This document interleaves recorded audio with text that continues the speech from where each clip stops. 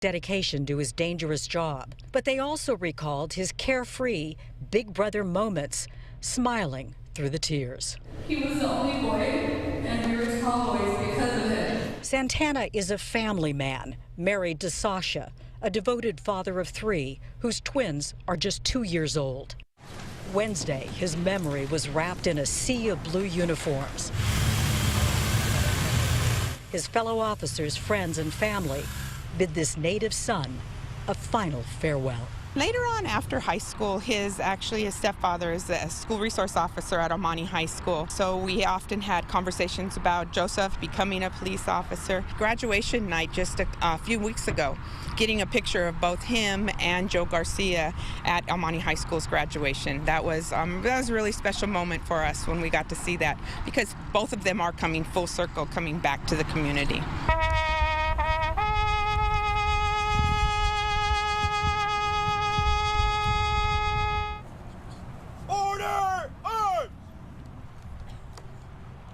The remembrances for these 2 hometown heroes continue tomorrow. A special memorial service at 10 a.m. Thursday. Fox 11 will carry it live. Laura Diaz reporting in El Monte for Fox 11 News. And that was our Laura Diaz at the funeral services for Officer Joseph Santana, which were held yesterday. They were private, but they graciously invited our cameras to document it. Now, we mentioned we are learning more about these men, who they were as police officers, but more importantly, who they were as people.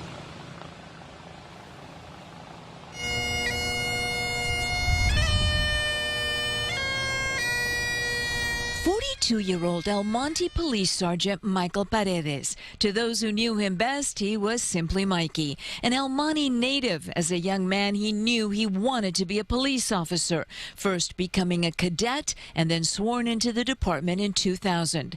He is being remembered as a hero. Friends say he is that and much more. A family man who married his high school sweetheart and together had 2 children, 16-year-old Isabella and 14-year-old Jacob.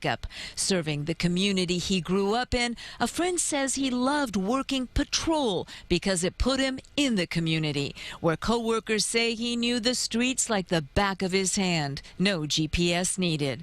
But when the shift was over, it was all about family. He couldn't wait to be with them every day, coaching his son in football, spending time with his wife and teen daughter, and a favorite pastime, watching Star Wars movies. He was, said a friend lovingly, a Star Wars nerd. 31-year-old Officer Joseph Santana. Friends called him Joe or Joey. He leaves behind an extended and close-knit family, including his wife, 9-year-old daughter, and 2-year-old twin sons, his father and stepmother, and his mother and stepfather, who is Officer Joe Garcia, a 24-year veteran of the El Monte Police Department. And it was inspired by his stepdad that Joseph became a policeman, first serving as a deputy in San Bernardino, and in November of last year, when there was an opening at El Monte, he returned to serve the community he grew up in. And friends say he loved every minute of being on the job, and his ultimate goal was to work with at-risk kids. He was, a close friend tells me, the kind of police officer a community wants and needs, one that cares deeply about it. Off duty, though, his passion and world centered around one thing: his family. He had married his high school sweetheart and was dedicated to raising his children. And friends point to this story as a good description of who Joey Santana was. Knowing his mother worried about him, he called her every day at the end of his shift. It was his way of letting her know he was okay and catching up on family. On June 14th, she never got that call. And today, Joey Santana, Officer Joseph Santana's mother, will be one of the speakers honoring her son here at the ceremony at the Toyota Arena, set to get underway any minute now. And of course, if you're just joining us here on Fox 11, we will be carrying the celebration of life for the two El Monte police officers killed in the line of duty on June 14th as they responded to an emergency call. And again, Roxy and Tony, while I'm sure there will be talk of how they died as heroes, as how they were rushing in to help a victim and apprehend a suspect, the focus is not going to be on that. The focus is going to be on how these men lived. Absolutely, and Gigi, I'm assuming that are people still filing in there to the Toyota Center, or are things about to get underway?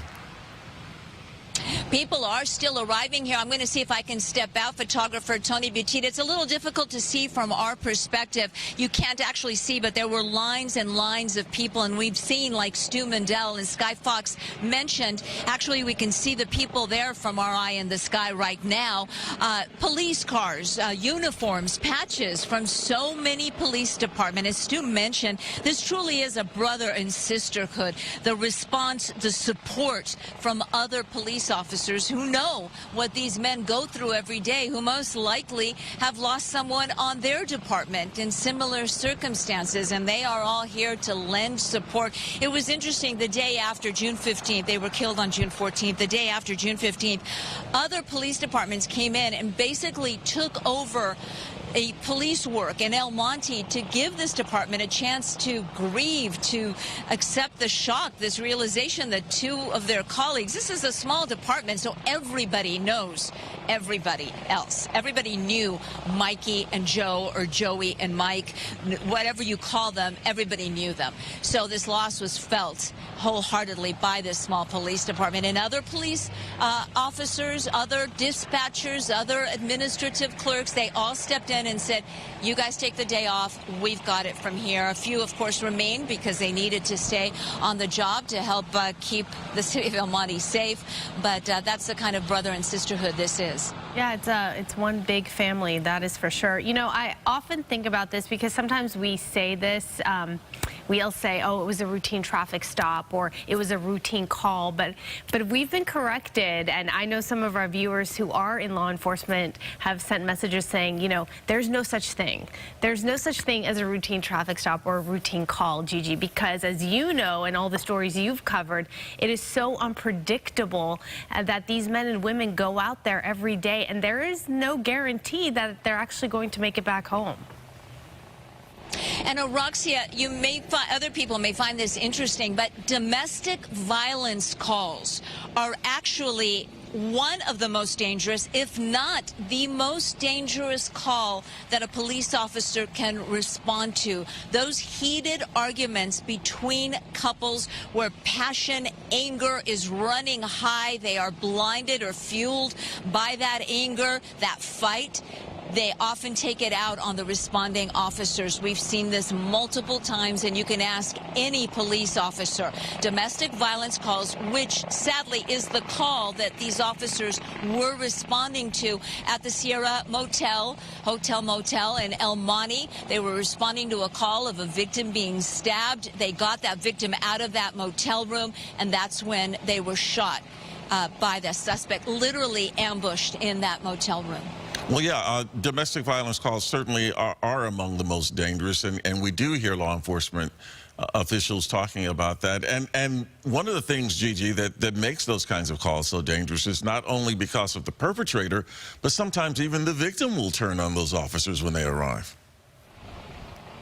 We've seen that happen many times, not only to police officers, but to good Samaritans who see a fight between a couple and they think they're doing the right thing, and they step in to try and break it up, and then suddenly they're the object of the anger of both the people in the original fight. So passion, emotions run high, and people get blinded by that anger, and they take it out on whoever happens to be there often. And right now, Gigi, just want our viewers to know, as they can see, we do have a view from the inside of the Toyota Arena right there on your right side of the screen. We are just waiting for the service to get underway. And then in the meantime, we are keeping an eye on people still, as Stu and Gigi have mentioned. They've been filing in. They continue to file in. There you have a look right there on the left side of your screen. And Gigi, you had said thousands of officers are expected to attend.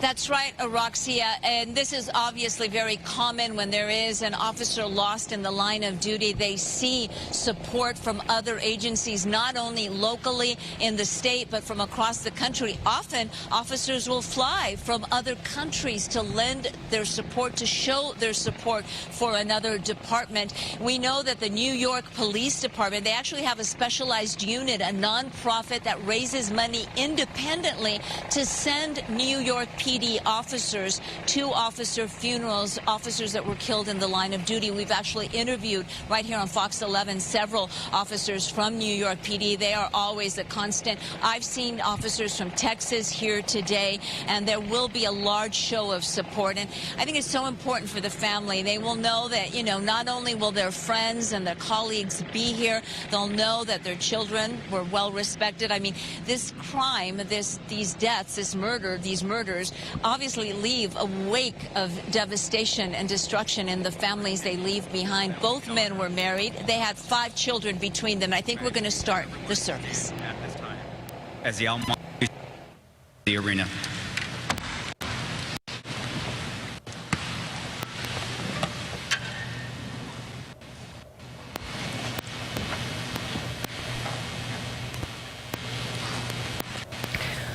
Okay, Gigi, as we wait, we're going to wait for the audio to connect once again, and we'll take you back inside and hear what's going on. But you can finish your train of thought there. You were just mentioning, I had no idea that the NYPD had a program like that where they have a fund, and whenever there's a death around the country, they do send officers to go represent and just to be there for moral support. That's really incredible. That's right, and they don't use city or state funding for that. It's a nonprofit group that collects funding from donations made from other police agencies, from supporters of law enforcement, and that's how they fund the trips. They usually send at least 2 officers to officer funerals around the country, and they do this all the time. And they come in full uniform, and it is their way of showing their respect to our officers. And as you pointed out, Gigi, I mean, this is a very, very close-knit group, the law enforcement community. And they also, I know, do everything that they possibly can to take care of the families that are left behind, because their lives, of course, are shattered when something like this happens. That's right. And one of the police unions, and I'm going to have to apologize because I don't have the name with me, actually stepped in, and with their funding, they offered to pay the mortgages on the homes of both Sergeant Paredes and Officer Santana, so that their families, their wives, and their children would not have that to worry about. So, yes, they are stepping up. People are stepping up with private donations. It's all about the children these officers leave behind. I mean, you have to think these people went to work. Paredes and Santana, they went to work and they never came home again, leaving behind, you know, children as young as 2. Officer Santana's twin boys, they were only 2 years old. His daughter, only 9 years old. So all of them are left behind and now without a dad. It just breaks your heart. Lives forever changed, all with that one senseless act. Gigi, you've been also in the community talking to people living there, residents, not just family members and friends. And what is the sense you get? There's a lot of anger. There's a lot of anger that this would happen to 2 relatively young men, we're talking about 31 and 42 years old, that were El Monte natives and that chose to continue to work in their community. Obviously, a lot of people go to bigger departments. There may be a bigger paycheck somewhere else, but these two men chose to work in the community that they called home. Joseph Santana, I believe, graduated from Arroyo High School. Maybe that was Michael Paredes, but they both graduated from high school in El Monte. They played sports. They married their high school sweethearts from El Monte. So these were locals. And in El Monte, it's a very interesting dynamic because everyone has lived there. Most of the families, many families, have lived there for decades. They've called El Monte home. Even families of kids who have taken another path in life, and maybe we're talking about a not so legal path. You know, yesterday an officer told me, you know, even the gangsters know the officers by name because we grew up in the same neighborhoods, and there's some, like, a level of unspoken respect. I know maybe it sounds incredible, but they were explaining this to me, that there's some kind of just, you know, like, I know your grandma, I know your mother, I know your mama, I know your papa, I know your abuelito, because they all grew up in these same neighborhoods. And again, I was told about 70% of the officers are from El Monte, originally from El Monte, so they're working where they grew up. It's a very interesting dynamic. Well, and Gigi, you pointed out that there's a lot of anger. There is also anger being directed at Los Angeles District Attorney Gascon as a result of this as well, and I suspect that is going to become an even bigger part of the recall movement that we've been seeing. Yes, and while the focus today is not on the felon, it is worth the mention, and one of the most outspoken people has been Joey Santana's mother. She has been very vocal in her criticism of the Los Angeles County District Attorney's Office, feeling they did not charge this felon with all the charges that he could have received and would have kept him in jail for a longer period of time and may have avoided something like this from happening. The felon was actually on probation and I understand had violated his probation, and the probation department didn't step in immediately to pick him up either. The probation department of Los Angeles County says that's under investigation. So it seems, and according to Joey Santana's mother, that the legal system and all its different offices and bureaus failed not only these families but an entire community. Talked about the suspect, and I think we should also note that the woman involved in the situation when these two officers responded, she was okay. She never got hurt, but I do remember her being interviewed shortly after the incident, and she was very upset, and she kept saying how she felt, I'm paraphrasing, but responsible basically for what had happened. And because of her, they had gotten there to help her, and they had lost their lives in the process. And apparently, according to an investigation by the Los Angeles Times, this was not the first incident of domestic violence that this couple had been involved in. There was another incident, which was also a violation of this felon's probation. So there's a long history there that a lot of folks, including the families, are hoping that the officials will look into and that changes will be made if there was indeed a failure on behalf of so many agencies. And that's the thing, Gigi. We talk about the effect that this has on so many people, on her, but also on the families of these officers who were killed. But you know, El Monte again is a fairly small community, a fairly tight-knit community, and it affects the lives of so many people in that community because they did actually know who these officers were personally. We're going to now join this memorial service in progress. I apologize. Please remain standing as we honor our fallen officers' families.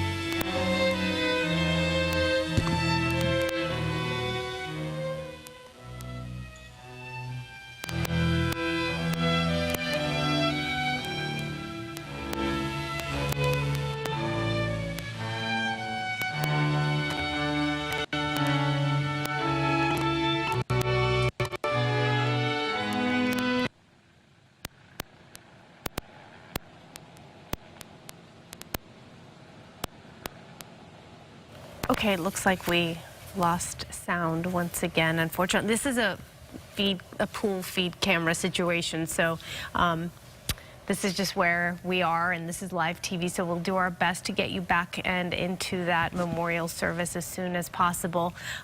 We're taking a look at the left side of our screen where we have a view of the Toyota Arena where this is taking place. I don't know, Stu, if you can hear us, but I can't see from my vantage point. If you can just let us know if people are continuing to enter, and I know this is going to be a packed private service. It does seem like some of the motorcycles are still making their way to this service. Maybe they were the ones blocking some of the traffic earlier on, or maybe they're just arriving late, but they are still arriving out here. We also did see, Gigi had mentioned that there was going to be a riderless horse presentation probably after or towards the end of the ceremony of the memorial. We actually saw that horse being prepped and getting ready just moments ago. Very somber just to see that horse by itself. We know what it symbolizes, but to actually see them walking around in the back of the arena there, that was it was just actually kind of a moment up here. Folks are still arriving. Some of the officers, like I said, this is not open to the public, but we did see a number of motorcycles just making their way into the into the parking lot, so those officers will make their way in there as well. Right now, though, a lot of the activity outside of the Toyota Arena is stopped. So we assume that most of the people most of the officers and family that are going to be there have already made their way in. We did hear just moments ago, it sounded like the ceremony was beginning, but right now from the outside it's just peaceful and quiet. And like we said, if we could see that horse again, we would show it to you, but apparently they had put it back inside the trailer. But we did see that, and apparently that is part of the ceremony for later on. As we take a look here, we can see earlier video of the procession that took place to the Toyota Center there. As they were, all of these officers, so many of them from so many different departments from all over actually coming to celebrate the lives of these two officers who gave their lives in the line of duty, two heroes. And again, it just points to how these officers go out to do their jobs every day, and they have no idea. They hope that they're going to return home that evening to their families. They hope and pray that that's what happens, but they never know. They never know what's going to happen. And these officers knew that they were, at this particular time, going into a very dangerous situation because they knew what that call was. And this was not anything that was routine. Nothing is ever really routine with these officers anyway. But they knew this was a dangerous situation. Still, they could not have anticipated that it was going to be their last call. I know. And Gigi, you pointed out some statistics that maybe certainly I wasn't aware, and many people may not be, but domestic violence calls are the most dangerous calls, or one of, that officers answer. Sadly, many police officers have either been injured or killed in the line of duty, responding precisely to some type of domestic incident, some type of fight, either between a couple or family members. And those family members, blinded by anger, fueled by passion, take it out on the responding police officers. And sadly, in this case, they were responding to help a victim in distress. So to rescue that victim, they had to go up to that motel room door to get her out. That is what they did. They got her out, but then they were immediately confronted with the suspect who shot both of the officers and continued to shoot. And from an investigation by the LA Times, we understand that the felon actually took one of the officers' guns and was shooting at there was a third officer who luckily was not injured, but continued to shoot at that officer and at other backup, at other responding officers. He ended up taking his life before he was shot by responding officers. Yeah, and Gigi, when we talk about something like this happening, I mean, it's always a tragedy. It doesn't matter what size the city is, but when you talk about something like this happening in a town the size of El Monte, where you have two officers who were known probably not only to that particular neighborhoods in which they patrol, but to a lot of people just because of the sheer size of the town and how this community is so close-knit, it really does affect more than just the lives of the families of these officers. I think El Monte PD has something like 100 and something sworn officers and obviously some civilians too. So in a department that size, chances are that everybody knows everybody else. And every death, whether it is a very large department, affects everyone. But when you compare, let's say, the Los Angeles Police Department that has about 10,000 sworn and non-sworn employees, obviously many of them may not know one of their fallen colleagues. But in a small department, it hits even harder. A lot of these people, there were partners, they worked together, and they also socialized together. A lot of them are around the same age. I spoke to the partners of both officers yesterday that worked with them on the streets of El Monte. They shared many stories with me, and obviously they're devastated. And you spoke about the devastation that this leaves behind. I don't think anyone knows the grief, a grief like that of a parent who loses a child. These people will never be the same. Alma Garcia, Joseph Santana's mother, will be speaking at this memorial service. We're going to hear from her later. Again, she's been very vocal, but there is nothing like a parent losing a child. These families will never be the same again. And of course, the children, you know, those 2-year-old boys, Joey Santana's twins, and his little girl, I mean, she's 9, she'll have more memories, but the little boys, well, they're only 2 years old, so chances are they're not going to have any memories of their father other than what they see in pictures and on video. Yeah, the stories they'll hear will be just amazing stories, I'm sure, from friends, family, and the community. We're going to connect once again with the memorial service and listen to, I believe they're playing Amazing Grace.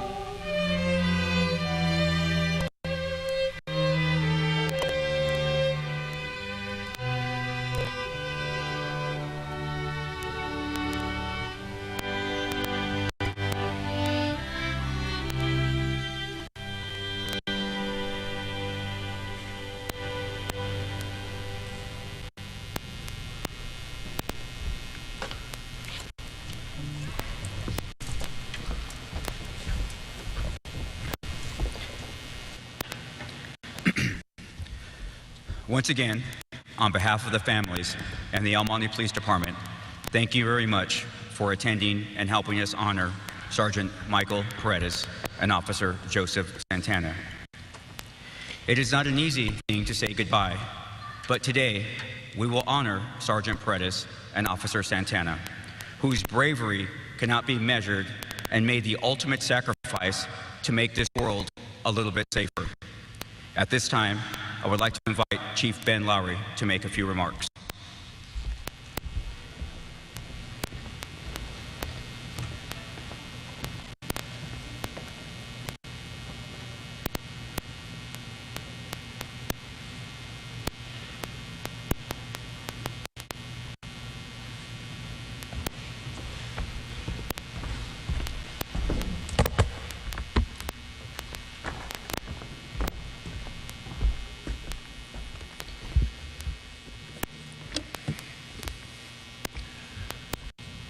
From the moment this tragic event took place, the entire law enforcement community came to our aid, from patrolling our community to helping us make this ceremony possible. The support has been humbling, and thank you. I'd also like to thank our fire department community. Your support is not going unnoticed. And lastly, thank you to the City of El Monte as a whole. Our leaders, our employees, and the community have just been incredible. Thank you to all who came to help us in our hour of need. Today we're here to honor Mike and Joseph, two of the best of us, who had their lives taken while protecting and serving the community they grew up in and love. June 14th, 2022 will go down as the worst day in El Monte Police Department history. So many lives were turned upside down that day. The founder of the Officer Down Memorial page, Chris Cosgriff, said, "When a police officer is killed, it's not an agency that loses an officer, it's an entire nation." Janine, Bella, Jake, Sasha, Jade, Joshua, Jacob, along with your entire families, we extend our deepest condolences. And as the quote indicates, I am speaking on behalf of the El Monte Police Department, the City of El Monte, and the entire nation. We can never repay the debt we owe Mike and Joseph and you, their families. While addressing the audience in a vigil in Upland, Janine, you made some comments that stirred my soul and made me change the trajectory of what I would say today. You said that Mikey didn't bring his work home with him. You said he was a family man first. He was a dad, he was a brother, he was a friend, and he was so good at being all those things. It occurred to me that many of us do not bring a work home with us, and that it might be meaningful to you and your families to tell you what kind of men Mike and Joseph were to those of us who worked with them. My hope is that the kids will come to understand the caliber of professionals their dads were and embrace that legacy for themselves as they get older. They will surely be successful in whatever they choose to do if they emulate their fathers. I'll start by pointing out that being a police officer for the most part is a calling. Cops tend to have an instinct to run towards what other people are running away from. A very small percentage of applicants ever become police officers. One of the biggest obstacles to being a peace officer is living your life in a manner that allows you to pass the rigorous background investigation preceding employment. This meant that both Mike and Joseph lived their lives in a manner that displayed character, responsibility, and good judgment long before they ever applied to be cops. To put this in perspective, we've had presidents of this great nation that would likely not have passed the same background investigation that Mike and Joseph did. So I want to stop and acknowledge parents, siblings, and other role models in Mike and Joseph's lives. You did an amazing job. The fact that they were able to be police officers is a testament to the homes you raised them in. So after an officer passes the written test, oral interviews, background investigation, medical and psychological examinations, they go to the academy. The academy is 6 months of hell. From day zero, you have TAC officers screaming in your face just for breathing. You have a litany of academy rules you must memorize and execute daily. You are to learn all 42 learning domains, which is approximately 5,000 pages of text, and successfully pass a test designed for those learning domains. You have to learn firearm proficiency, defensive tactics, high-speed vehicle maneuvering, 10 codes, penal codes, health and safety codes, marching, physical training, and getting tacked. Getting tacked is where you stand on a hard surface and get yelled at, made to run, made to do push-ups, assign gig papers. The Academy will sift out those who do not feel the calling to law enforcement I mentioned earlier.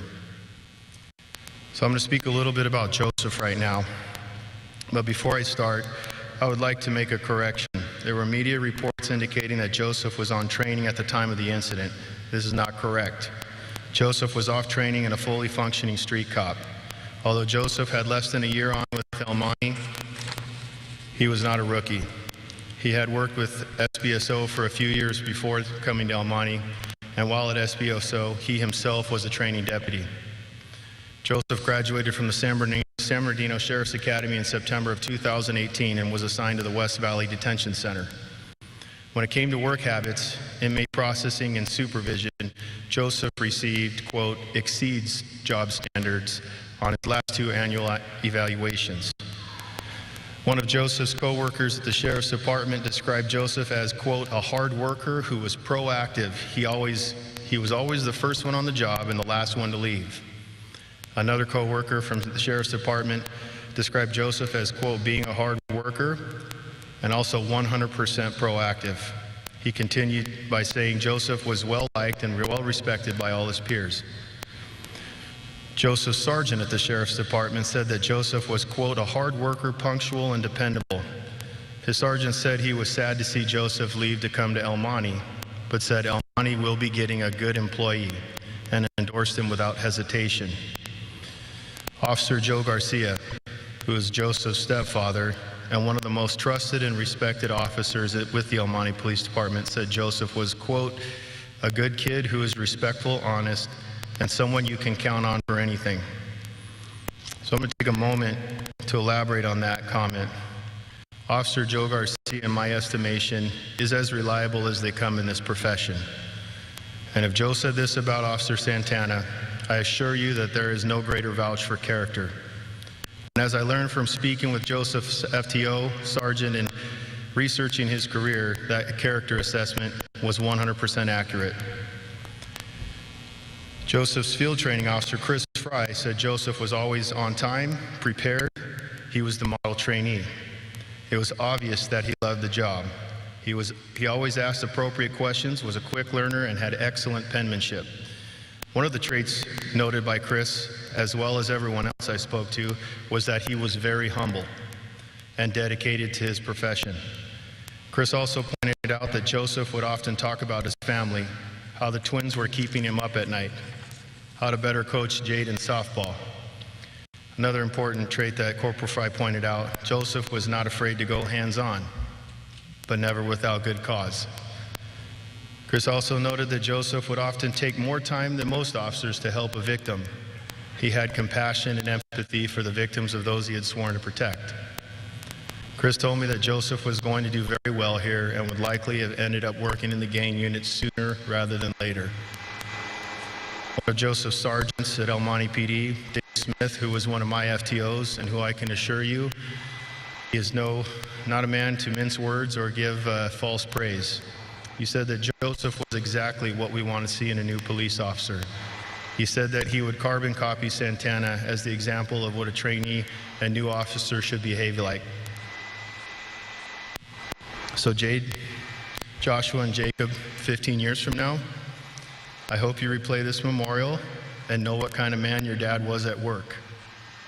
He was punctual, passionate, consistent, hardworking, compassionate, intelligent, and fearless right to the end. Above all these things, your dad was honorable. He loved your mother with all his heart and was true to her and his family. You are his most important legacy. For 20 years, we worked together, we were patrol together. Our lockers have been 2 feet away for the last 16 or 17 years. Yep. As young officers working together, I can say firsthand, Mike grasped the long-term perspective before most of us. He was beyond his years in this regard. I have since learned and frequently tell officers that a true professional is one who can temper their passion with perspective. Mike was a professional police officer as long as I've known him. He has always had a level head. I cannot think of a single instance where he allowed someone to provoke an unprofessional response from him. Mike showed up on time, ready for work. He could be counted on to handle his responsibilities without being reminded. He is what every supervisor wants, and that's an employee that doesn't need supervision. Mike approached his job one radio call at a time. He was thorough and knew how to do his job. I will read from one of his over 40 commendations that I reviewed. On Sunday, on the indicated date and time, Officers Paredes and Urias responded to Baldwin Avenue regarding a theft report. Initial information provided to dispatch through a Mandarin translator revealed fragmented information suggesting the theft of a purse. Due to the language barrier and culture aspects unique to this investigation, the officers encountered a great deal of difficulty determining what had occurred. Through a series of detailed preliminary interviews conducted with the assistance of a translation service, the officers were able to ascertain that a much more serious offense had occurred. It became apparent that a male suspect had forced entry into the woman's home through a kitchen window during the early morning hours. The suspect then entered the victim's bedroom, sexually assaulted her, and fled the location with her purse. Based on these findings, Officer Paredes and Urias began a detailed walkthrough of the crime scene, carefully preserving its integrity and surveying the location for physical evidence. Officer Paredes coordinated his efforts with Officer Urias and began to conduct an exterior search of the location. Due to the close proximity of the San Gabriel Basin Wash to the apartment complex, approximately 20 yards, Officer Paredes formed the opinion that this may have been the most likely route of escape. He began his search and subsequently located debris trails resembling contents of a woman's purse southbound.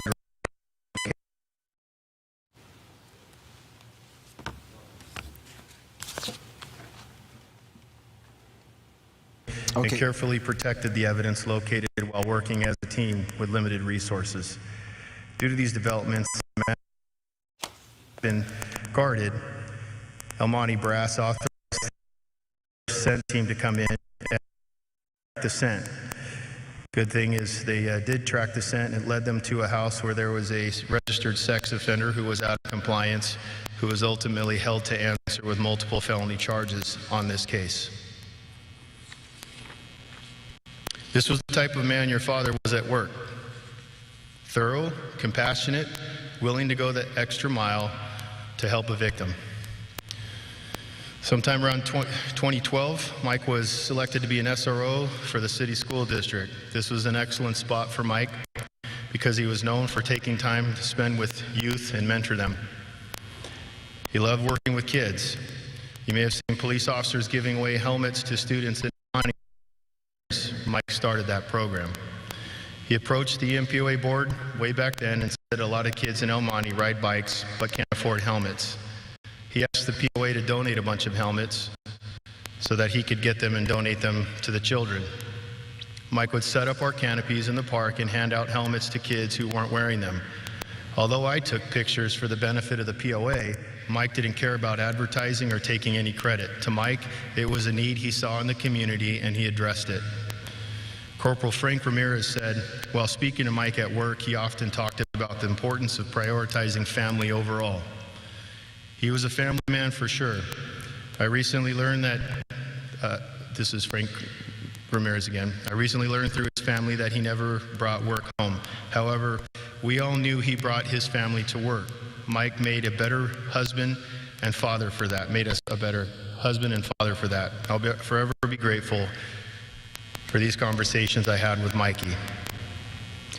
Mike was quick to share parenting tips to other officers voicing frustrations with their own kids.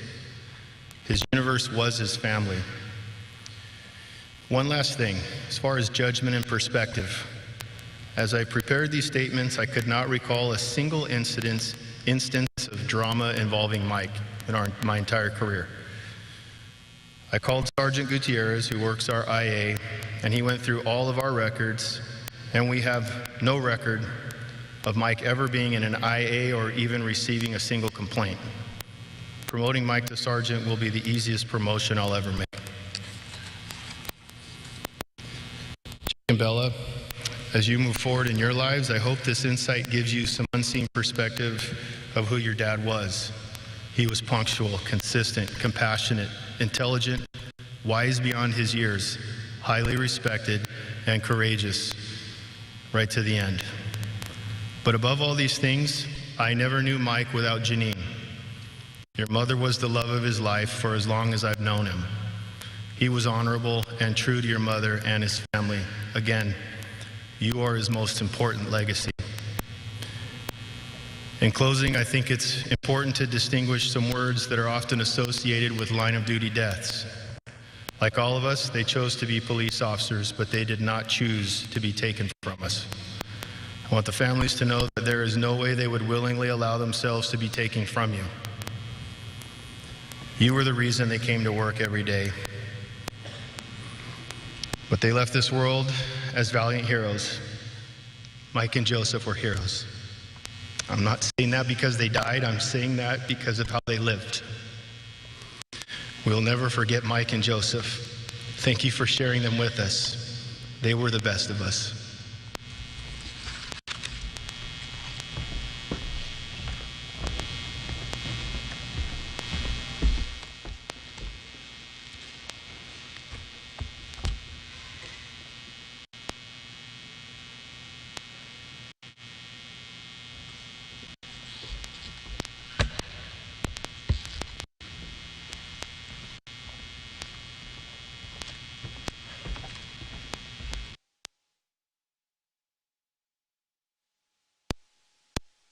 My name is Julian Urias, and I'm a detective with the El Monte Police Department.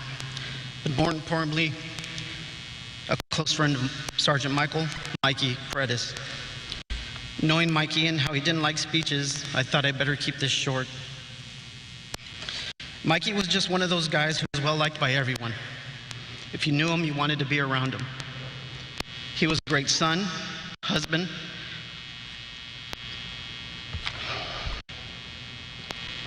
father, friend, and police officer.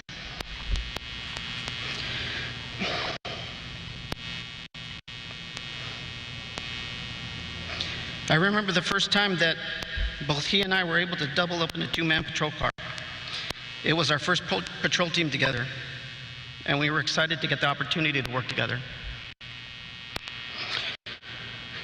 But that didn't last very long because we were separated after just one call. The watch commander apparently thought we had too much fun together. But that never stopped us. We always tried to double up every chance we got. I think the sergeants got tired of us asking because after that we had no more problems. We literally spent hundreds of hours in a patrol car together talking and laughing. I just remember laughing a lot. You see, Mikey and I were both jokers and we liked to mess with people. Most of the time it was at Detective Sergio Enriquez's expense. I'm sorry, Sergio. But Sergio would get us back because he knew we were both Star Wars nerds. And he teased us because we liked video games and because we had a love for playing World of Warcraft. He called us warlocks. But we didn't mind. That was what we bonded over, and we loved every minute of it.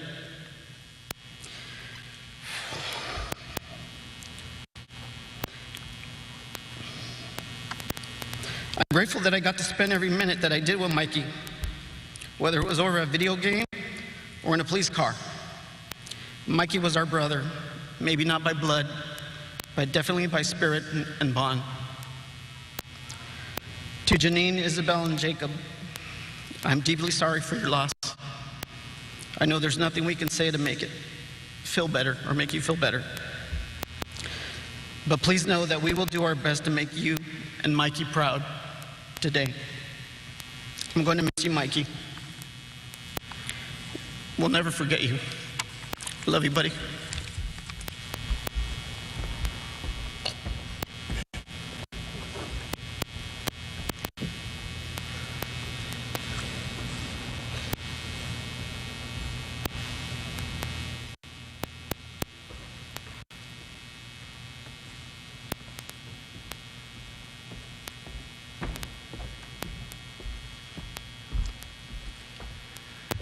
Good morning, everyone. This has to be the hardest day of my pastorate. Joseph was like my spiritual son. I watched him grow into an amazing young man. I've known Joseph for the last probably 10 years. He worked for me and when we worked for the school district, Alhambra School District, and he rode with me in my vehicle for over 2 years. And in those 2 years, he allowed me to pour into him. And by Sasha's comment, he allowed me and viewed me as his mentor, and I didn't know that. Over the last 20 years of pastoring, I've done multiple memorials. This has to be the most difficult. I've even buried my mom. This is like my spiritual son. The pain runs deep, and the emptiness is unbearable. Sleepless nights.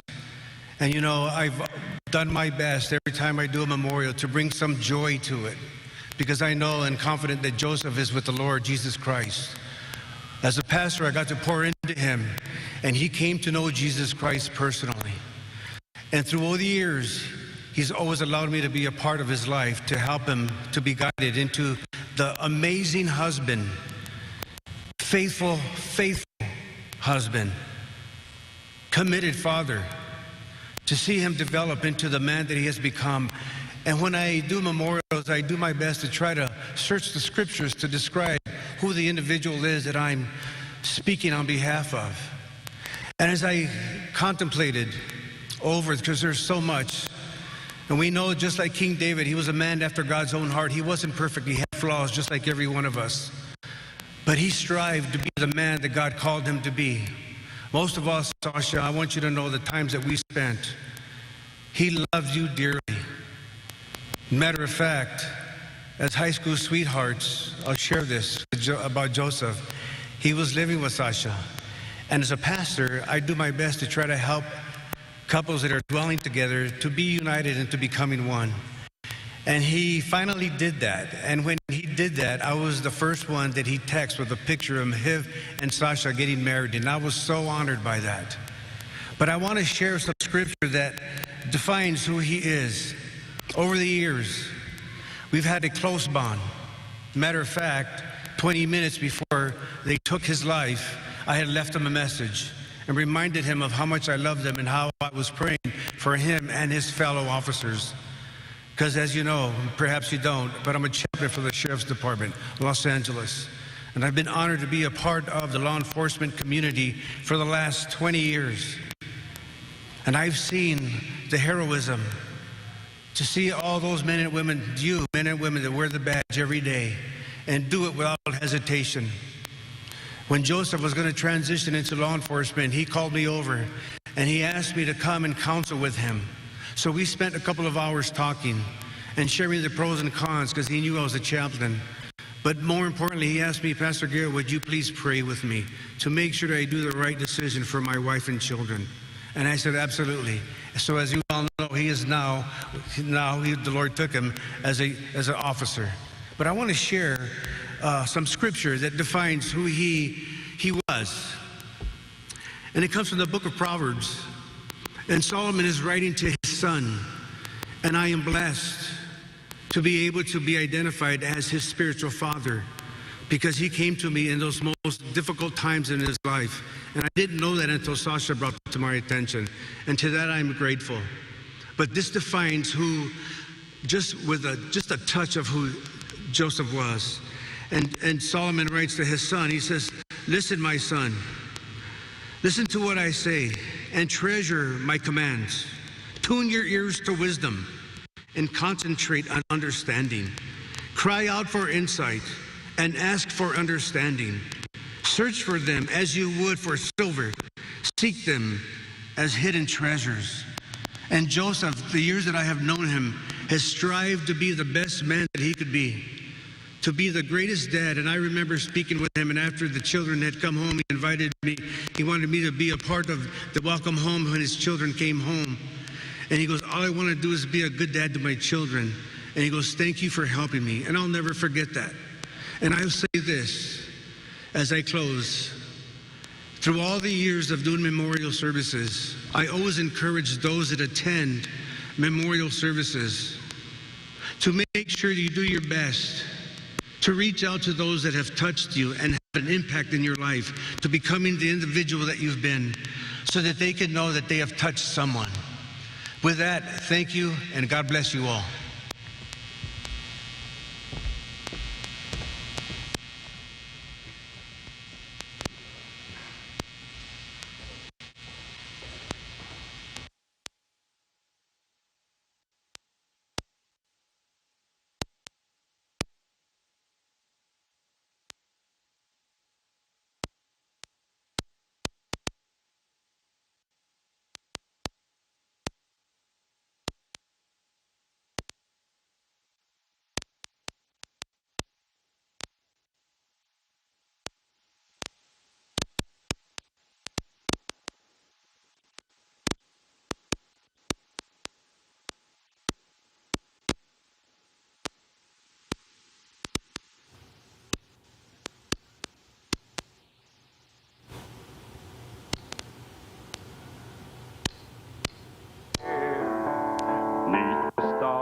above. For a moment, all the world was right. How could I have known that I'd have to say goodbye? And now I'm glad I didn't know the way it all would end, the way it all would go. Our lives are better left to chance. I could have missed the pain, but I'd have had to miss the dance. Holding you, I held everything. For a moment, wasn't I your king? But if I'd only known how the king would fall, hey, who's to say? You know, I might have changed it all. And now I'm glad I didn't know the way it all would end, the way it all would go. Our lives are better left to chance. I could have missed the pain, but I'd have had to miss the dance. Yes, my life is better left to chance. I could have missed the pain, but I'd have had to miss the dance.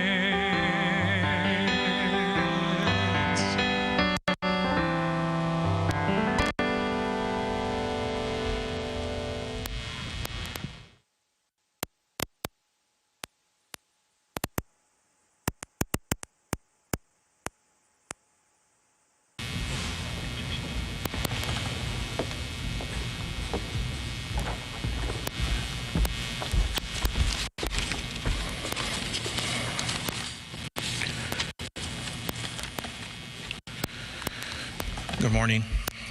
I would like to start off giving my condolences to the families of Joseph Santa Ana and Michael Paredes. My name is Sergio Enriquez, and I was a close friend of Mikey. I want to share a few memories of Mikey with all of you. Mikey was like a little brother to me and Julian. 21 years ago, Mikey and me started our careers together, and we started by pushing it black and white. For the first years of our career, we doubled up in the same unit and worked many of the same shifts together. While working together, we shared with each other our family upbringing.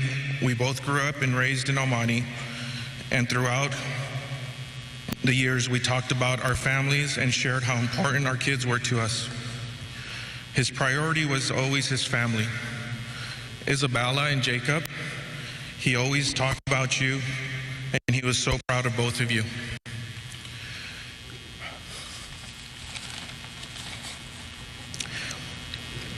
If anyone knew Mikey, we all knew he had allergy issues. So one day, while we're doubled up, I always come up with some great nicknames for him, and he always used to have some great responses back. So I came up with a nickname that stuck with him for pretty much 20 years. I nicknamed him Mocos. And of course, he used his regular curse words to express how much he enjoyed his new nickname to me. I will always remember Mikey with a big smile on his face. No matter what, he was always had a calmness to him. Mikey and I served on the POA board together. While on the board, he came up with two ideas that have stuck and solidified in our community. The two were the Trunk or Treat event and the Almani 5K foot pursuit. I remember being so nervous, hoping that we would have a good turnout, and when we noticed all the hundreds of kids arrive to the events, I remember his smile and laughter, and we shared it because it was a successful event. These events still continue in the city. Mikey, you were loved by many, and I will miss you. I will never forget you. Love you, Mikey.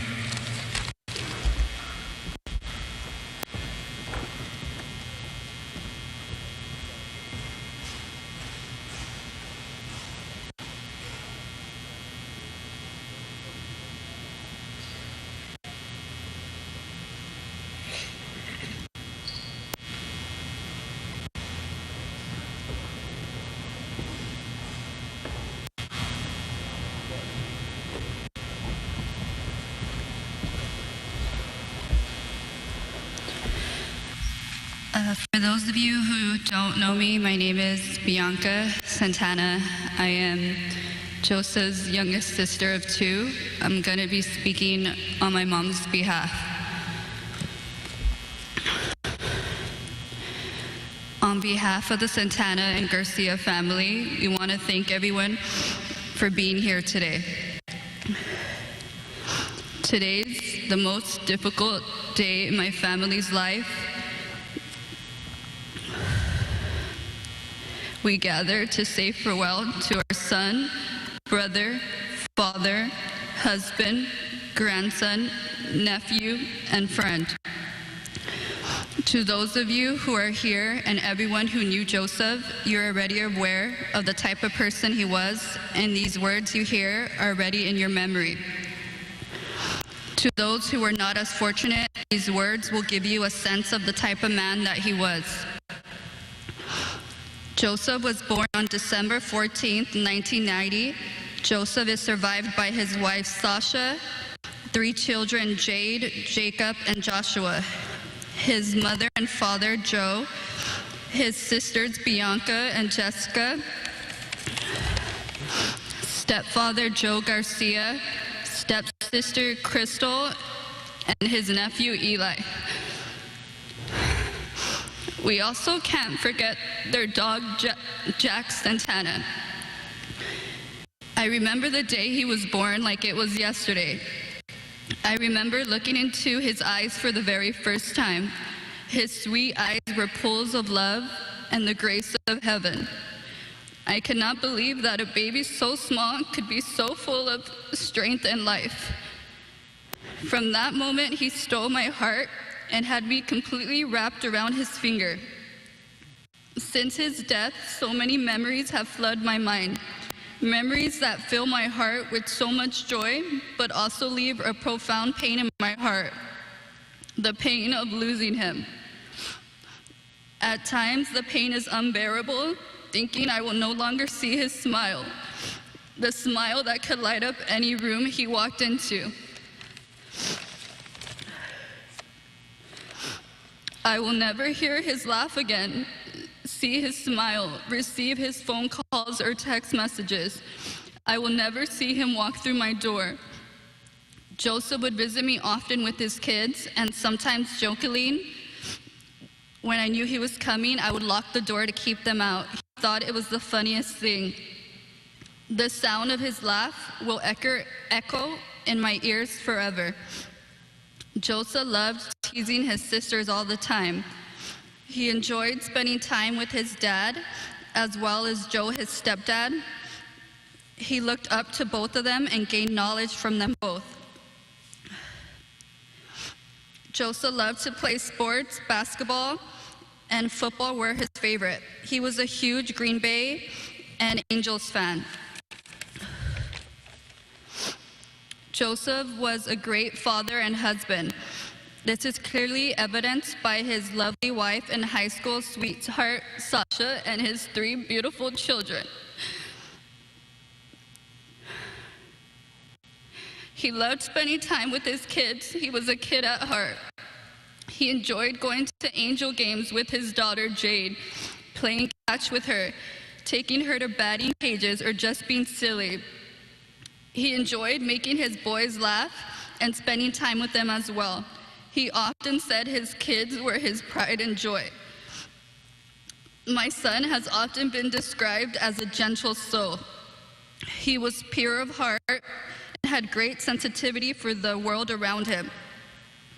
He had a way with people that made them feel comfortable around him. Joseph showed kindness and selflessness, concern for the well-being of others. He was everyone's best friend and loved everyone. It didn't matter their age, background, or whether they were rich or poor. Joseph was also a man of compassion. I remember hearing about a time Joseph responded to a call at a house fire where residents were trapped inside their garage. The garage wouldn't budge open. He fearlessly forced open the garage door as he awaited backup, and the residents were able to escape.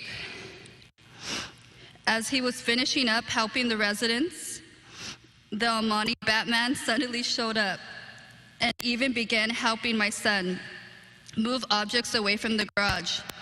If you're from Almani, you know who the Almani Batman is. Before his backup arrived, Batman left into the darkness. We didn't believe his story, but it was indeed true. Just one of the few examples and stories I'll remember about my fearless and compassionate son. Joseph's compassion for others is what made him a great police officer. He loved his profession. He was so proud to wear his uniform and badge and serve the community he grew up in that he loved so much. When he first told me he wanted to be a police officer like his stepdad, Joe, I was so nervous, but seeing the excitement and joy that he brought to him made me so proud. He first joined the San Bernardino Sheriff's Department, and after serving there for 3 years, he returned to his hometown to serve the community that he loved dearly. It was here he paid the ultimate sacrifice, protecting the community he swore to serve and protect. Both Joseph and Michael had so much to live for, so much to offer, and instead their lives ended responding to a call of duty. June 14, 2022 was a day that changed my life forever. It was the day I lost my only son, and a community lost 2 great heroes, Joseph and Michael. An entire community mourns their loss. A few days ago, I came across this beautiful poem and felt compelled to share with you today. The day God took me home. A million times I've needed you. A million times I've cried. If love alone couldn't have saved you, you never would have died. In life, I loved you dearly. In death, I love you still. And in my heart, you hold a place no one else could ever fill. It broke my heart to lose you, but you didn't go alone. Part of me went with you the day God took you home. Rest in peace, my beautiful angel. I love you more than words could ever describe. Thank you for all your love, prayers, and support.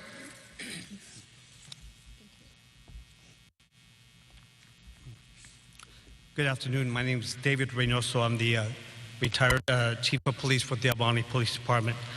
I want to start off by offering my condolences to the families of Mike Paredes and Joseph Santana, two brave and dedicated guardians of the community who were murdered in a senseless act of violence perpetrated by a person who should never have been on the street to commit this crime against these dedicated servants. On September 16, 2018, I was fortunate enough to attend the San Bernardino County Sheriff's graduation event and meet then Deputy Joseph Santana. That is when I first heard that Joseph's wish was to become an El Monte police officer, to patrol and serve the city where he grew up in. Joseph applied about a year ago with the El Monte Police Department, and I completed my chief's interview with him on August 24th, 2021. On November 1st, 2021, Joseph was sworn in as an El Monte police officer. I remember how proud he was and how proud and happy his wife, mother, and entire family were. The morning after the shooting, I received a text from Officer Joe Garcia, Joseph's stepfather. The text read, "Thank you, Chief, for your kind words. You made his dream come true, becoming an El Monte Police Department officer." My response was simple and truthful. Joseph earned everything he has. Now he is a guardian in heaven. I've known Joseph's mother, Olga, since we were both at Columbia Elementary School in El Monte. I promised Olga, Joseph's wife, Sasha, and the rest of the family on the day he was sworn in that we would take care of Joseph. The El Monte Police Department did everything within their powers on the day of this tragic event to protect these two brave men. It was the justice system that failed them. I'm truly sorry. More could not have been done to prevent this from happening. May the two guardians of justice and service in the name of others before self rest in peace.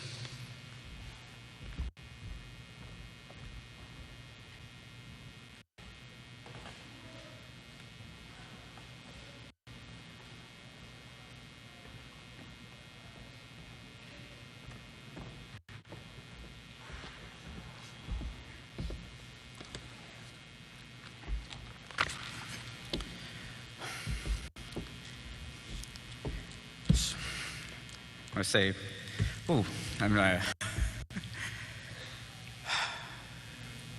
when I was talking to Janine and we were getting speakers, Janine had said that she would like me to speak on behalf of Mikey.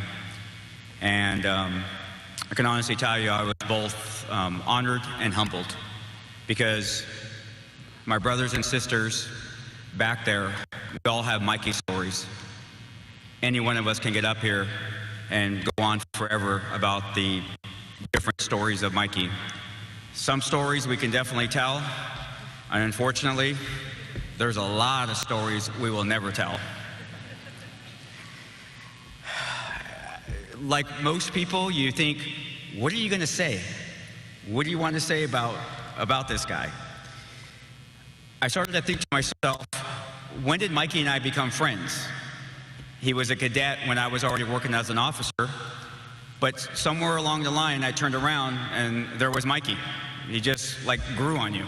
And you know, his smile and some of the things he would say, I wish I could tell you right now, but you know, I'm trying to turn a new leaf here. So yeah, don't laugh. So one of my earliest moments of Mikey is this. Mikey was a runner, and we would run Baker to Vegas every year. And one day we were doing a Whittier time trial, and Mikey's at the start line, but he has no shoes. He's barefoot. And I'm looking over at him like, what are you doing, dude?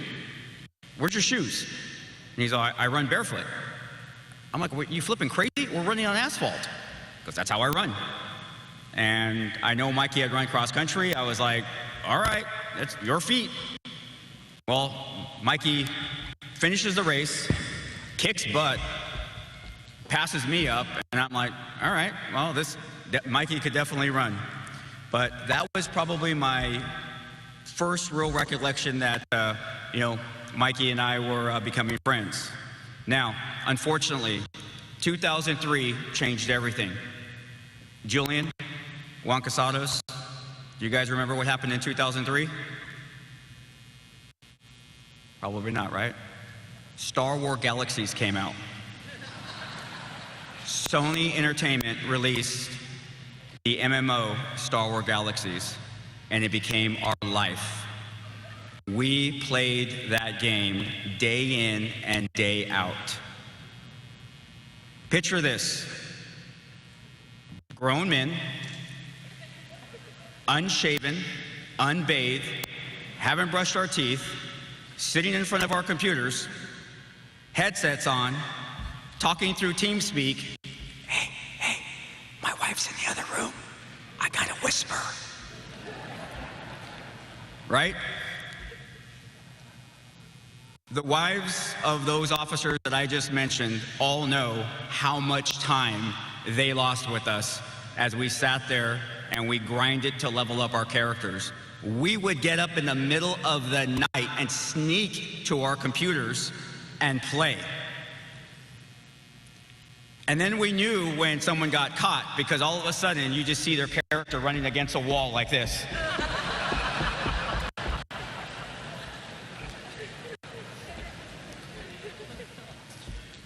For me, it became, I heard Mikey a lot of times, I'm going to say it was Janine in the background, and he would say, come on, 5 more minutes. Which, in gaming world, we all know that's about an hour to 2 hours.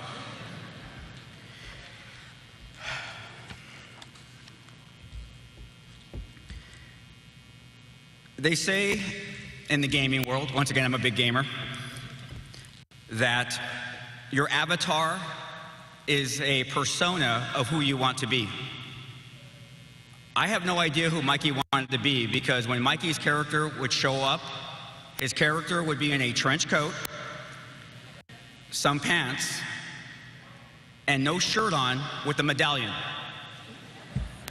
I'm like trying to figure it out. My character, I'm all like, armored out, want to be a badass, and no, Mikey's showing up like at ready to go to some disco party, so I don't know. I'm still trying to figure it out. Julie and I have been talking about it. We're even trying to remember his character's name just so we could try to hopefully find a screenshot of it to share with his kids. So we'll see.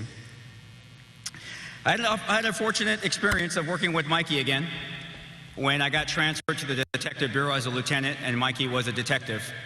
And right from there, it was neat because Mikey came to me and he said that he wanted to promote. It was time for him to promote, and he wanted to be a corporal. There's nothing really that I did to help Mikey. Mikey had the knowledge, he had the skills, and he had the ability. He just needed someone in his corner, and I'm glad I was there for him. But I did make Mikey he had to make me one promise.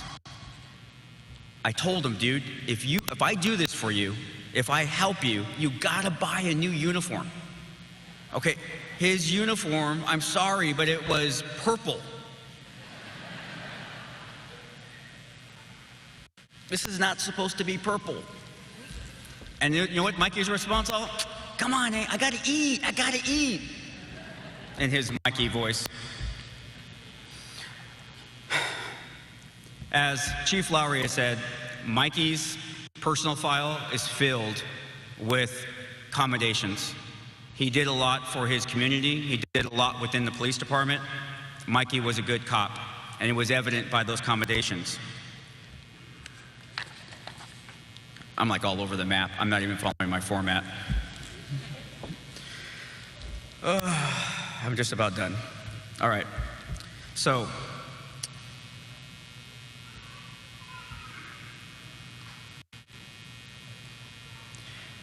I think we could all say, ladies and gentlemen, Mikey would be the first person to tell us to not mourn his death, but to celebrate his life. And I think and he would tell us, put one back for me. And I know many of you guys will be doing that later on tonight. We're all better people to have known Mikey. And I'm going to tell you something. Saving the Republic for Darth Vader or saving Azeroth from the Horde is not going to be the same without Mikey there. I miss you, brother. Tell Dean we said hi.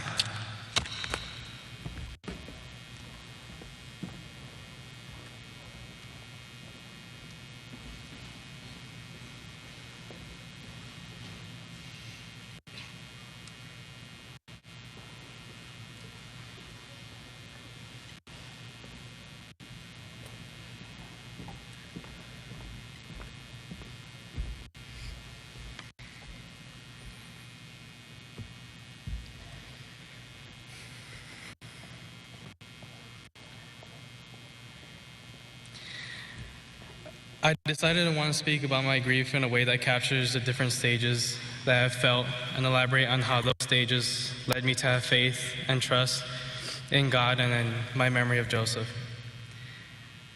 I'm not gonna lie, I stood up late last night trying to find something that would speak to me, trying to think of what I can say. What could I use to uplift and help others bring forth amazing memories of our loved ones? And truth be told, I was really lost. Instead, what happened is that I prayed to find something, a verse in the Bible to speak to me, something to hint at what I can say. And within the Bible, I found the book of Ecclesiastes.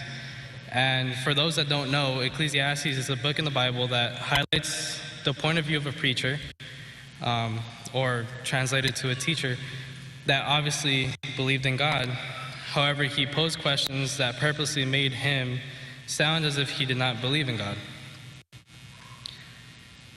And it's common and similar to what I experienced, although I did not display disbelief through a deduction of faith, rather a decrease of compassion and humility that I had for the world.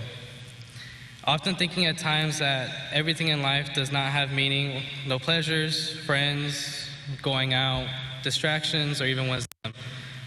Just like how this book poses those same questions. Within the past weeks, I was battling my own disbelief, my own grief. However, I was so distracted by what was in front of me the whole time.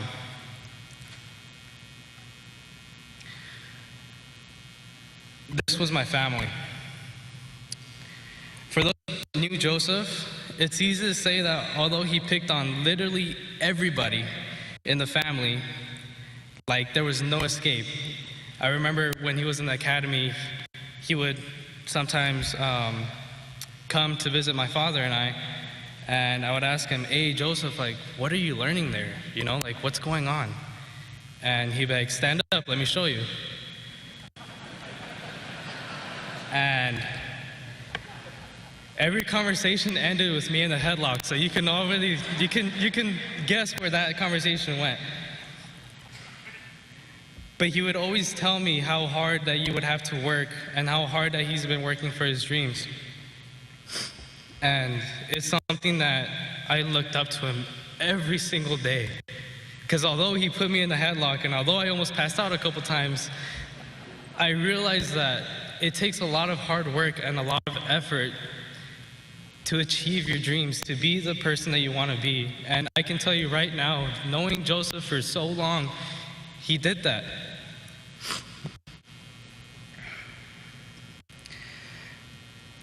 Family was his world.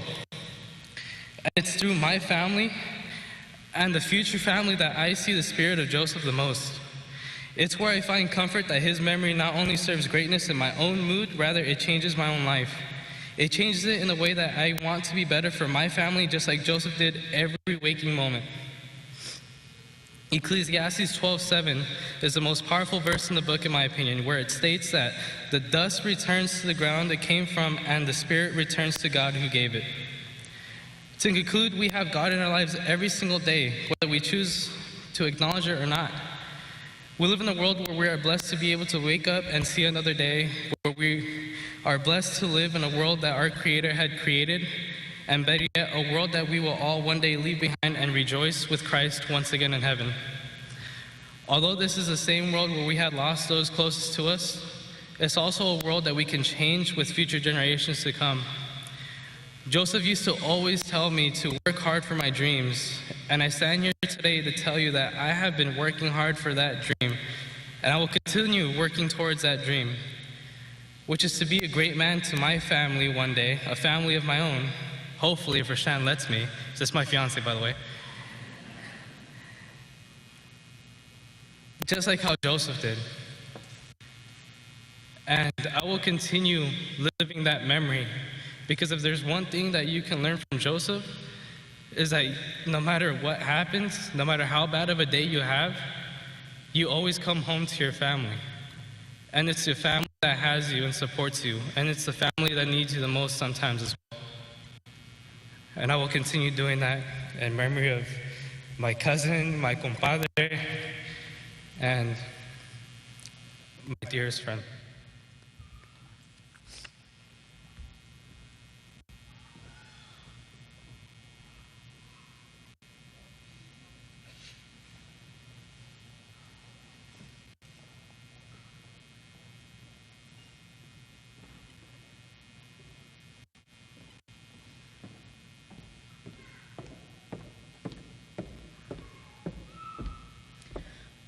First and foremost, I'd like to thank everybody for being here and making this possible.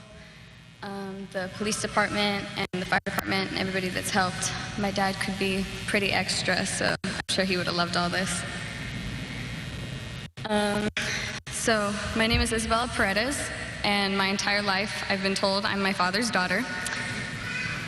On the days leading up to my father's passing, I began to recognize who he was to me and what he stood for to the others around him. I realized that he was a kind and gentle man who could ease others into a smile with a flash of his own. I realized that despite his teasing and witty remarks, he truly appreciated the people around him for who they were. I realized how much I loved him and just how great of a dad he was. At the time in which these thoughts came to me, I didn't understand their significance.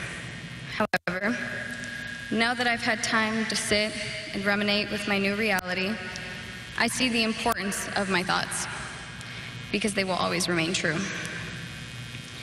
My dad was a good man, but he was an even bigger dork.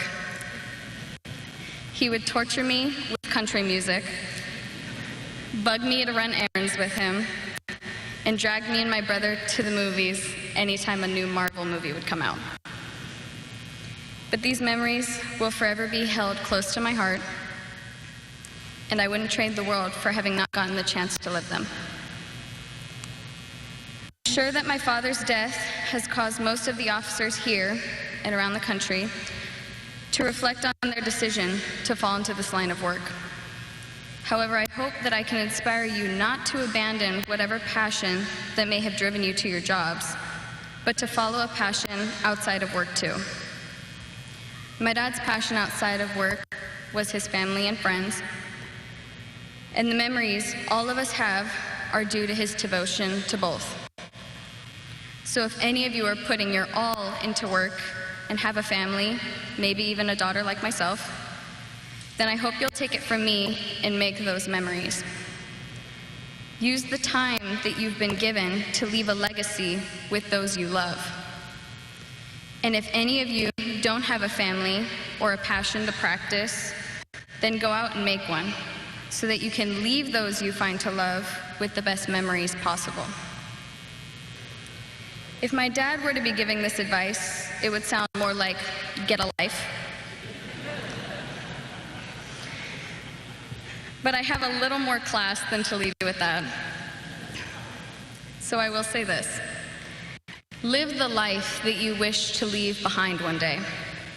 Create your legacy. And if you aren't quite sure what that means for you yet, then go and find out. Thank you.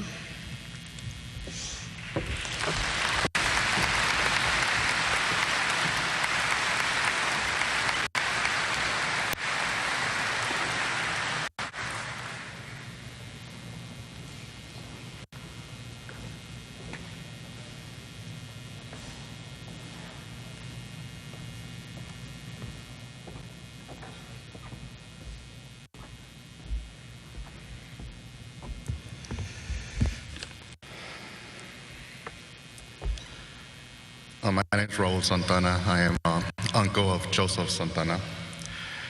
First of all, we're standing here along in these tough times with the Paredes family as well. So, as you all know, and you've heard stories of Joseph, Joseph was very a prankster. As a little kid, he always liked to joke around. And for those who knew him better, otherwise known as Joe Breezy. So, and I'm sorry I'm wearing glasses, but I forgot my other glasses. These are actually prescription. I'm not trying to be cool up here. I apologize. Let me just start off by saying what you usually hear, right? And it's true. Joseph was a family man who would do anything for all his family. He loved his wife and kids tremendously.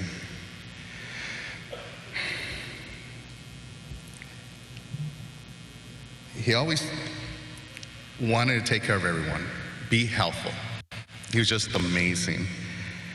But he had the best sense of humor, probably in the whole family.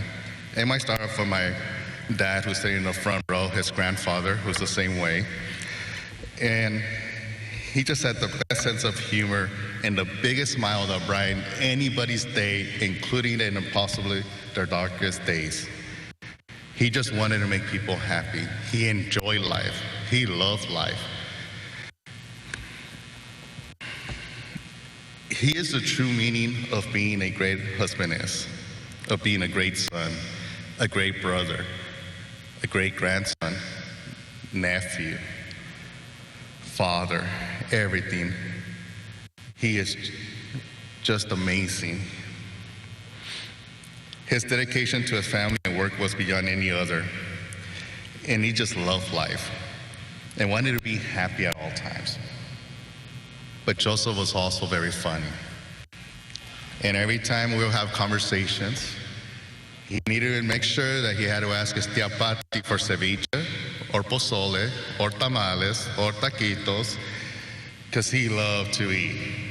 And one thing he always did when he came to my house was ensure I didn't burn any more burgers, so he'll take over the grill, which you all know, as a man of the house, that's not cool. But he will always be happy. Love seeing Jay play softball. I would always tell him that Jay had to get his toughness from his mama, Sasha, because I remember Joseph as a little kid. The boys were his life as well, all three of them. Sasha was everything to him. He loved his mom and dad, his stepdad, sisters, cousins. You know, as we grow up, we usually assume that possibly our nephews, nieces will look up to us, and we try to set a good example for them. But with Joseph, we actually looked up to him as well. He was an example to us on how to love family, how to be there for everyone, and how to enjoy life. All those that knew Joseph knew that he just wanted to live and enjoy life and be there for his families that he loved so much. So he's truly going to be missed. We feel for as well for here with the loss for the Paredes family as well. Two great officers, brave officers. And when I saw the picture of Michael for the first time and saw that bright smile, just reminded me as Joseph as well.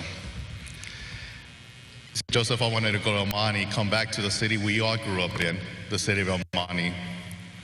And he did. And unfortunately, as we're also, he lost his life. But all I can say is that if we honor Joseph, if we love Joseph, then be happy at all times. Enjoy life. Enjoy every day with your family. The thing that we always have in our family is that we always say I love you to each other. So after every text or every call, we end it with I love you. So the last conversation I had with them a few days before ended with I love you. And he replied back, I love you back. So I love you forever.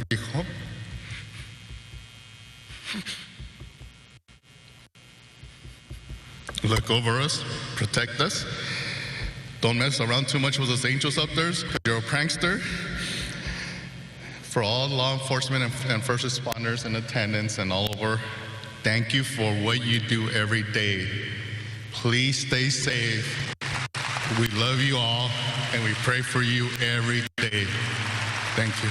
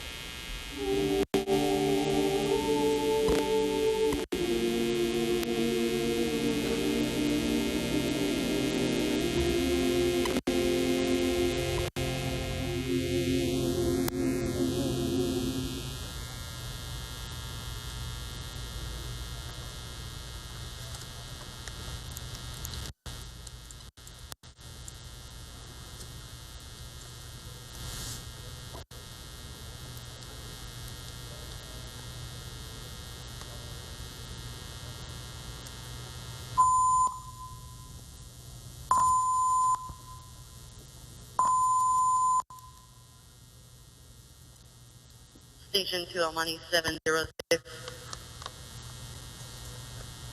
Station 2 El Monte 706, Officer Joseph Santana.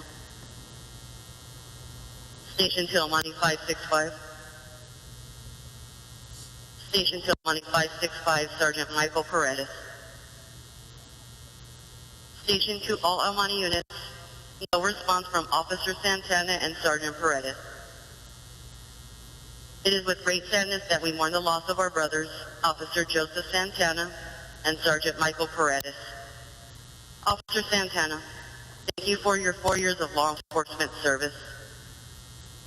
Sergeant Paredes, thank you for your 22 years of law enforcement service. Officer Santana and Sergeant Paredes, your law enforcement family, thank you for your selfless service. May you rest in eternal peace. You are clear to return home. Your assignment here is complete. Rest easy. We have the watch from here. Officer Santana and Sergeant Paredes, end of watch, June 14th, 2022.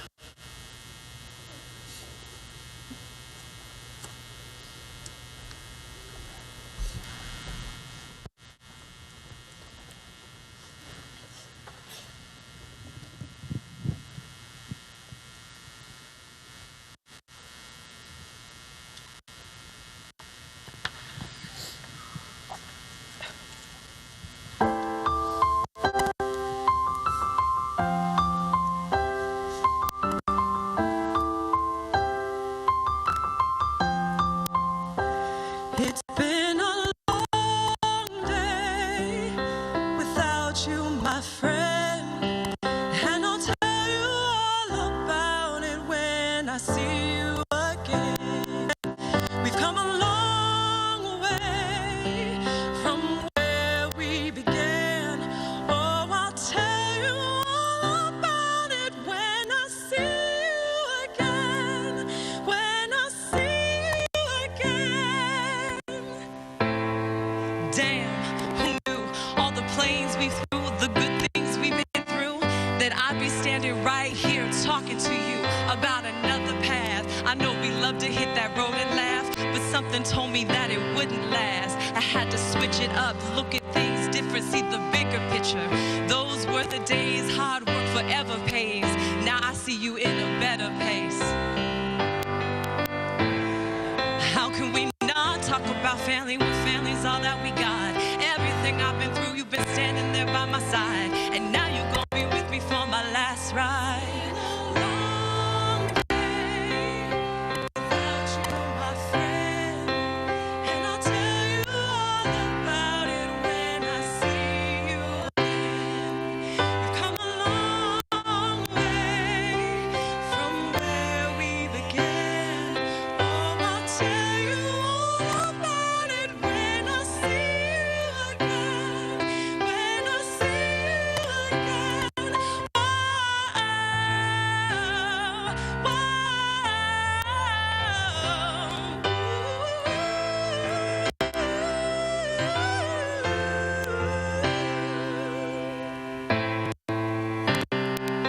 First you both go out your way, and that vibe is feeling strong, and what's small turns to a friendship. That friendship turns to a bond, and that bond will never be broken. That love will never get lost. And when brotherhood comes first, that line will never be crossed. Established it on our own when that line had to be drawn, and that line is where we reach. So remember me when I'm gone. How can we not talk about family when family's all that we got? Everything I've been through, you've been standing there by my side, and now you're gonna be with me for my last ride.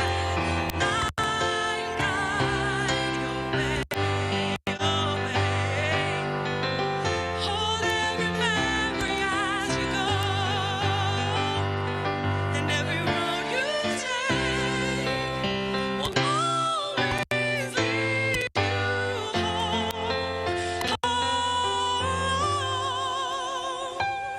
It's been a long day without you, my friend, and I'll tell you all about it when I see you again.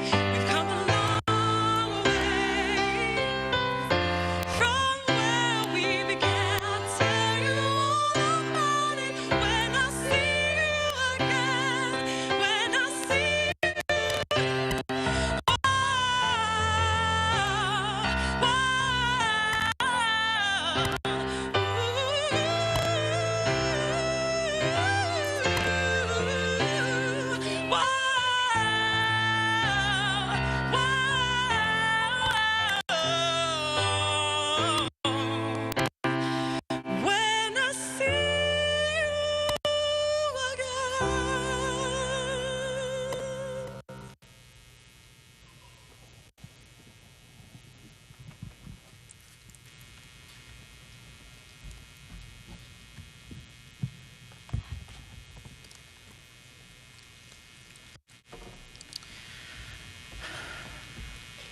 This concludes the indoor portion of our ceremony. Please rise and remain standing. Ontario Honor Guard.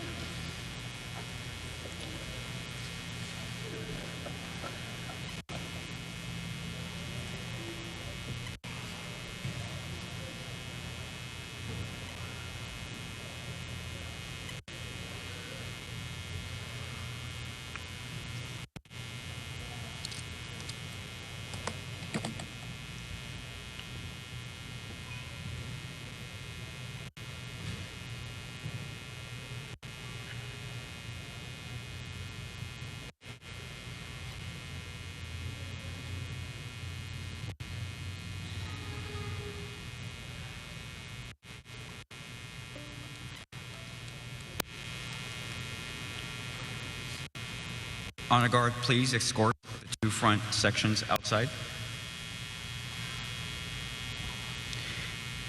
Please remain in place as we're going to systematically move outdoors to conduct final honors for Sergeant Michael Paredes and Officer Joseph Santana. For those of you that are unable to go outside and due to the heat, the outside ceremony will be streamed inside the arena.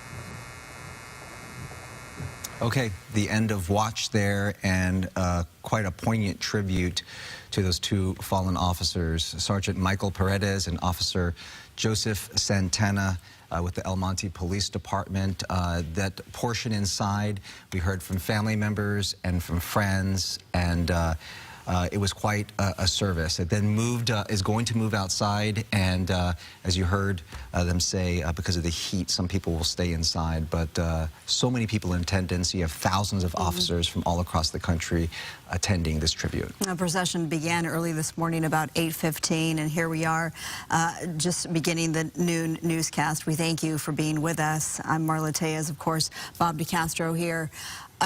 You know, the El Monte police chief, he was part of today's tribute, and he said, you know, when officers are taken from us, it's not just the department that loses, it's an entire nation. Yeah.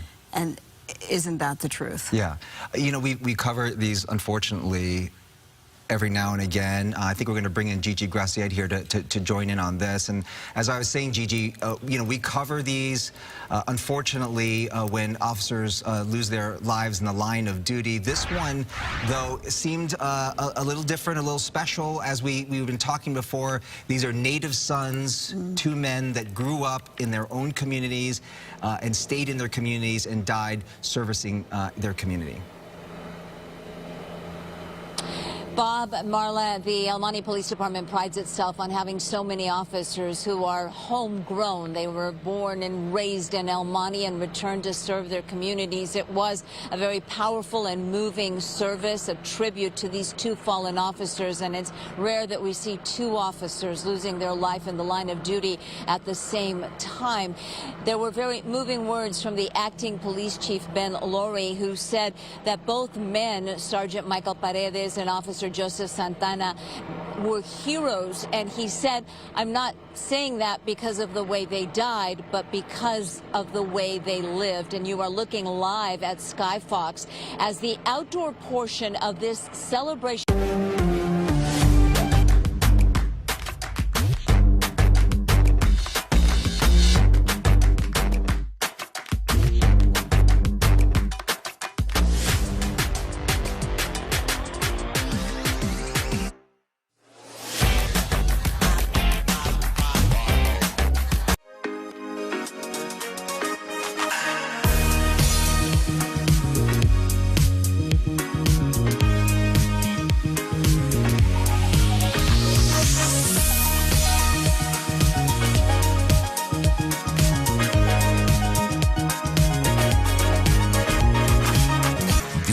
Respond. Fox 11's Lost Angeles, City of Homeless is an amazing documentary, an honest story, really powerful, excellent, a comprehensive and balanced report. True. Love to eat, always asking for the pozole and the taquitos and the food when he came over.